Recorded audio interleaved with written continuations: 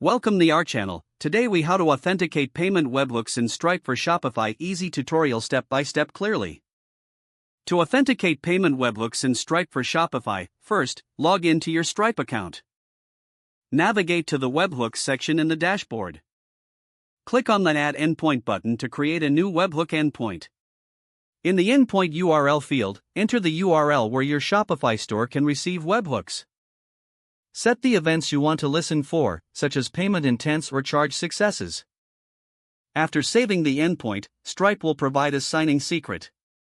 Copy the signing secret for later use in your Shopify store.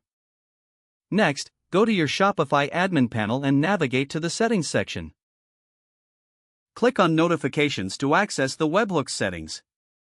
Scroll down to the webhooks section and click on Create a webhook. Select the event type that matches what you set in Stripe. In the URL field, enter the same endpoint URL you used in Stripe. To confirm the webhook, paste the signing secret copied from Stripe into the relevant field. Save the webhook settings in Shopify. Now, you need to set up your backend to verify the signatures. Use your preferred programming language to handle incoming webhook requests. Extract the signature header from the incoming request.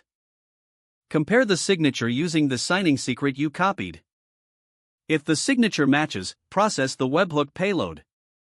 If it doesn't match, reject the request as unauthorized. Test the webhook by triggering an event in Stripe. Check your Shopify store to ensure the event has been processed correctly.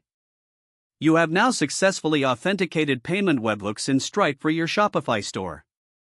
If the page does not load, refresh the browser or try again in a private or incognito window. Make sure you are using the correct email address, then retype it carefully to avoid small typos.